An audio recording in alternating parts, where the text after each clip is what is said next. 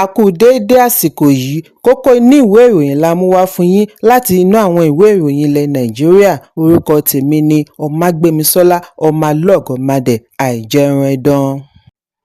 Ìjọba ìpínlẹ̀ Edo ti mú kí Peter Guobadia ẹni ọdún 53 53 tí wọ́n dá padà dípọ̀tì láti United States darapọ̀ mọ́ mọ̀lẹ́bí rẹ̀ lẹ́yìn tí wọ́n gbà á kalẹ̀ ní ìlú Benin níbi ó ti ń rìn kiri pẹ̀lú àìlera ọpọlọ.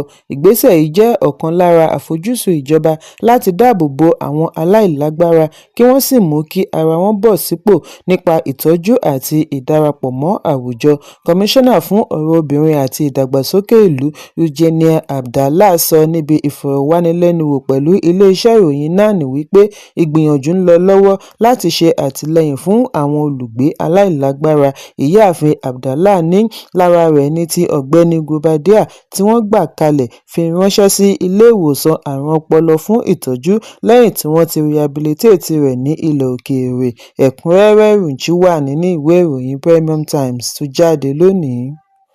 Lánàá ní ilé-ẹjọ́ gíga ìlú Àbújá fi tipá fún òṣìṣẹ́ kan láti ẹgbẹ́ òṣèlú African Democratic Congress (ADC) Ukem Kolam Ukando ní $100 mílíọ̀nù owó ìtanràn lẹ́yìn tí ó wọ́gi lé ẹ̀sùn ojú-ìṣáájú tí ó pè tako adájọ́ àgbà John Sowore àti adájọ́ ilé-ẹjọ́ Peter Lifu. Salim Ibrahim, adájọ́ tí ó ń gbẹ́jọ́ lórí ẹ̀sùn dá ẹ̀sùn yìí nù lánàá wípé kò lẹ́tọ̀ọ́. Adájọ́ kan pa kí Ukando san owó ìtanràn $100 mílíọ̀nù lórí ẹ̀sùn tí kò tọ̀nà tí ó pè wípé kí ó san $50 mílíọ̀nù kọ̀ọ̀kan fún adájọ́ Sowore àti Lifu láàrin ọjọ́ 14. Ìwádìí sọ di mímọ̀ wípé Ukando tí ó jẹ́ National Welfare Secretary fún ẹgbẹ́ òṣèlú ADC pé National Judicial Council (NJC) Sowore àti Lifu lẹ́jọ́ lórí ìṣelòdì sí àṣẹ ilé-ẹjọ́. Nínú ẹ̀sùn ni ó ti kàn pa kí NJC ṣe ìwádìí lórí ẹ̀sùn ìwà ìbàjẹ́ àti àṣìlò agbára tako Messiah Sowore àti Lifu. Nígbà tí ẹ̀sùn yìí wáyé ní ọjọ́ 22 oṣù kẹfà, kò sí agbẹjọ́rò tí ó fi ara hàn fún Ukando tàbí NJC, ṣùgbọ́n ọ̀gbẹ́ni Igwe kéde ìfarahàn rẹ̀ fún Sowore àti Lifu. Nígbà tí adájọ́ Ibrahim béèrè bóyá wọ́n ti fi ìwé ẹ̀sùn ránṣẹ́ sí àwọn afẹ̀sùnkàn, ní akọ̀wé ilé-ẹjọ́ fìdí ẹ̀rí rẹ̀ múlẹ̀ nínú ìwé ilé-ẹjọ́ kí adájọ́ tó sún ìgbẹ́jọ́ mìíràn sí 30 oṣù kẹfà. Nígbà tí 30 dé, Ukando tàbí agbẹjọ́rò rẹ̀ kò fi ara hàn ní ilé-ẹjọ́.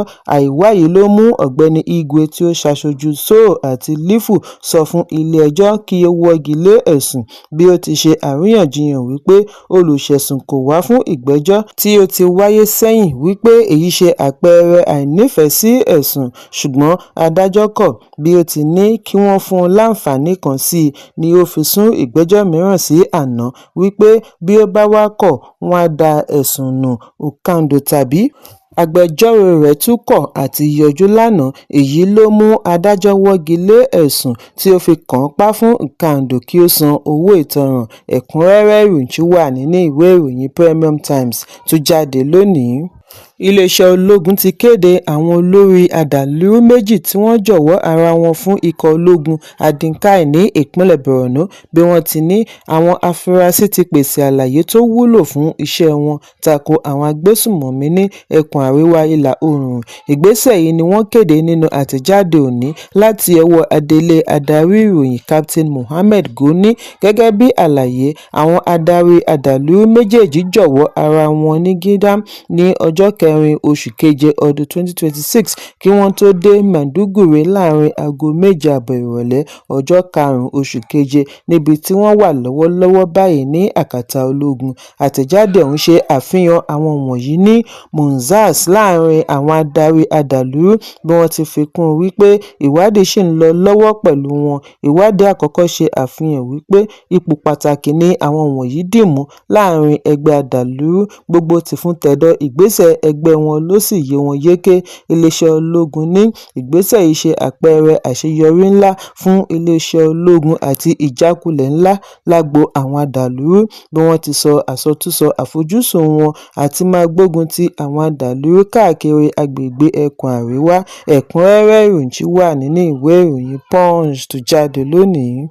Olórí òṣìṣẹ́ fún ààrẹ Olúfẹ́mi Gbàjàbíàmílà ti fún ọmọọba Adéníyì Adéyẹmí ní wákàtí 72 72 hours láti fi jáwọ́ nínú ohun tí ó ṣe àpèjúwe rẹ̀ ní irọ́ àti ẹ̀sùn ìbanilórúkọjẹ́ tí ó ṣe takò níbi ìpàdé pẹ̀lú àwọn akọ̀ròyìn tí wọ́n fọ́n rere rẹ̀ tàbí kí ó kojú ẹ̀sùn Civil and Criminal Legal Action. Gbàjàbíàmílà nípasẹ̀ agbẹjọ́rò rẹ̀ tún béèrè fún ìtọrọ àforíjì lójútáyé kí ó yọ gbogbo ẹ̀sùn tí ó ti fi sí orí ẹ̀rọ ayélujára àti lẹ́tà tí yóò bu ọwọ́ lù wípé òun kò ní jẹ́ dáṣọ irú rẹ̀ ṣòro mọ́. Gbogbo ìbéèrè yìí ni wọ́n fi sí orí lẹ́tà cease and desist tí wọ́n kọ ní ọjọ́ 6 oṣù keje ọdún 2026 láti ọwọ́ àgbàmọ̀fin Kẹ́mi Pìnírò gẹ́gẹ́ bí aṣojú iléeṣẹ́ agbẹjọ́rò. Gẹ́gẹ́ bí lẹ́tà ọ̀hún ṣe ṣàlàyé, agbẹjọ́rò ní wọ́n ti pe àkíyèsí olórí òṣìṣẹ́ sí ìpàdé pẹ̀lú akọ̀ròyìn tí ọmọọba Matthew ṣe àgbékalẹ̀ ní ọjọ́ 25 oṣù kẹfà pẹ̀lú oríṣiríṣi ẹ̀sùn irọ́ tí wọ́n pín nínú rẹ̀ kiri láti fi pe Gbàjàbíàmílà ní oníwà ìbàjẹ́ tí kò lótìítọ́ àti ọ̀daràn. Wọ́n pè é ní ọ̀daràn tí kò yẹ lẹ́ni gba ipò ìjọba. Pìnírò ṣe àpèjúwe ẹ̀sùn wọ̀nyí ní irọ́ pátápátá tí wọ́n fẹ́ fi ba olórí òṣìṣẹ́ lórúkọ jẹ́ wípé kò ní ẹ̀rí kankan láti fi gbé e lẹ́sẹ̀. Iléeṣẹ́ agbẹjọ́rò ṣàlàyé wípé Gbàjàbíàmílà kò bá ọ̀gbẹ́ni yìí pàdé rí, kò bá a sọ̀rọ̀ rí tàbí ní ìbáṣepọ̀ kankan pẹ̀lú ọmọọba Matthew rí. Ó kàn fẹ́ mọ̀ọ́mọ̀ ba orúkọ tó ti ń tọ́jú láti ọdúnmọ́dún jẹ́ ni kí ó lè fa ìbàjẹ́ ńlá fún un nílẹ̀ yìí àti lókè òkun. Bákan náà ni àwọn agbẹjọ́rò tún bu ẹnu àtẹ́ lu ọmọọba Matthew lórí bí ó ti gbé ẹ̀sùn lọ iléeṣẹ́ ìròyìn yálà tí ìbá tẹ́pẹpẹ rẹ̀ síwájú àwọn olùṣèwádìí tàbí ilé-ẹjọ́. Fún ìdí èyí, kí ọmọọba kọ lẹ́tà láti fi tọrọ àforíjì. Bí ó bá wá kọ̀ àti ṣe nǹkan wọ̀nyí láàrin wákàtí 72 yóò yọrí sí ìjà òfin láì fi ìwé àkíyèsí ránṣẹ́. Lára sẹ̀ríà rẹ̀ ní bílíọ̀nù 10 náírà owó ìtanràn. Ẹ̀kúnrẹ́rẹ́ ìròyìn wà nínú ìwé ìròyìn Vanguard tó jáde lónìí. Obìnrin àkọ́kọ́ Sínátọ̀ Olúrẹ̀mí Tinubu ti ní Ààrẹ Bọ́lá Tinubu àti ẹ̀ṣọ́ aláàbò orílẹ̀-èdè ti ń ṣe àlékún ìgbìyànjú àti gbógun ti ìṣòro ààbò lórílẹ̀-èdè. Obìnrin àkọ́kọ́ sọ èyí lónìí nígbà tí ó gba àlejò àwọn aṣojú Qatar ní Nàìjíríà, Ambassador Yusuf bin Hassan Al Hel àti Consul Embassy Ọ̀gbẹ́ni Khalifa Al Khalifa níbi àbẹ̀wò. Ìyáàfin Tinubu ní ìbáṣepọ̀ Nàìjíríà pẹ̀lú Qatar gbọ́dọ̀ túbọ̀ gbópọn sí i fún àǹfààní àwọn méjèèjì.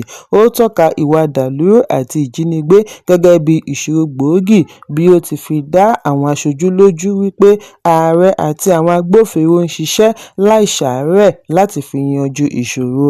Ẹ̀kúnrẹ́rẹ́ ìròyìn wà nínú ìwé ìròyìn Vanguard tó jáde lónìí. Kókó inú ìwé ìròyìn tòní kò ní jù báyìí lọ. Ẹ pàdé mi lọ́la fún àkọ́tún ìròyìn. Kí a tó lọ, ẹ má ṣaláì fi àkíyèsí yín ránṣẹ́ kí ẹ sì bá wa subscribe sójú náà wa lórí YouTube kí kókó inú ìwé ìròyìn lè máa tẹ̀ yín lọ́wọ́ ní kíákíá.